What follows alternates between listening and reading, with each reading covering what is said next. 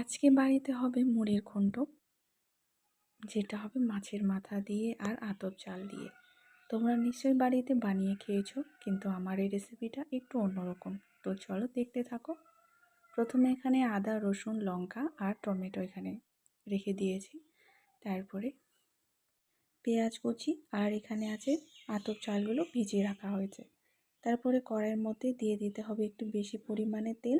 তারপরে দিয়ে দিতে হবে ফোড়ন, তেজপাতা আর পেঁয়াজ কুচিগুলো।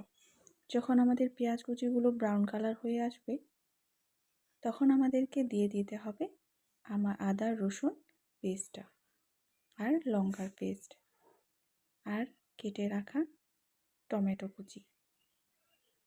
তারপরে অল্প পরিমাণে এখানে দিয়ে দেব আমাদের কাঁচা লঙ্কার চেরা।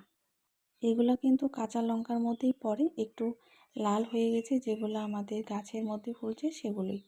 তারপরে এখানে আমরা দিয়ে দিব হলুদ গুঁড়ো, একটু সামান্য পরিমাণে লবণ। এটা আরেকটু পরিমাণে ব্রাউন কালার যখন আসবে ঠিক ততটাই আমাদেরকে এখানে ভেজে নিতে হবে।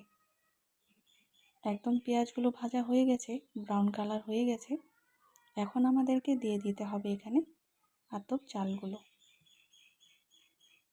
আমরা যেভাবে বানাচ্ছি তোমরাও কিন্তু বাড়িতে এভাবে ট্রাই করতে পারো, তাহলে দেখবে অনেকটা মজা পাবে। চালগুলো দিয়ে দেওয়ার পরে আমরা একটু ভালো করে ভেজে নেব।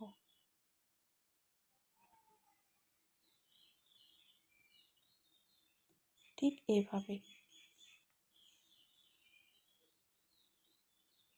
হালকা আঁচে ভেজে নিতে হবে।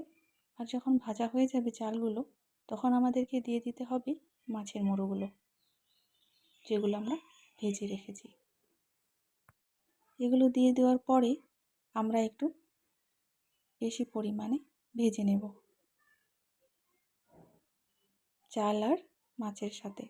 আর যখন ভাজা হয়ে যাবে তখন কিন্তু আমাদেরকে এখানে দিয়ে দিতে হবে গরম জল।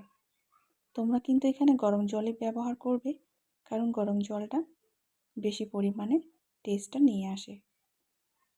তোমরা এখানে পরিমাণ মতো জল দিয়ে দেবে, যতটা পরিমাণে চালটা আমাদের সেদ্ধ করার জন্য দরকার হবে। তো প্রায় আমরা 15 মিনিট ধরে এটা ঢাকা দিয়ে রেখে তারপরে উঠে চালটা একদম সেদ্ধ হয়ে যাবে। একটু হালকা আঁচে চালটা কিন্তু সেদ্ধ করতে হবে, না হলে কিন্তু লেগে যাবে। তো আমাদের এখানে জল দেওয়ার পরে সেদ্ধ হয়ে গেছে। আর এখন আমরা এখানে সুন্দর করে একটু ভালো করে ভেজে নেব চালটাকে, যাতে একটু কালার হয়। তারপরে শেষে এখানে আমি দিয়ে দেব একটু পরিমাণে চিনি।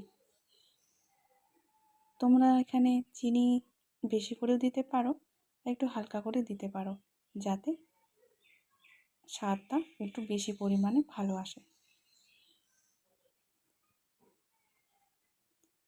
তারপরে হয়ে গেল আমাদের মুড়ি ঘন্ট। তো কেমন লাগলো আমার এই রেসিপিটা? ভালো লাগলে অবশ্যই তোমরাও ট্রাই করতে পারো বাড়িতে। আর আমি এখানে নিয়ে নিয়েছি একটু খাওয়ার জন্য। আসলে আমাকে বেশি একটা ভালো লাগে না, তবু আমি এখানে একটু টেস্ট করার জন্য নিয়ে নিয়েছি। তো চলো ট্রাই করে দেখি কেমন হয়েছে। দেখি একদম মনে হয়েছে অনেকটা টেস্টি হয়েছে। গরম গরম এভাবে তোমরা বাড়িতে বানিয়ে খেও।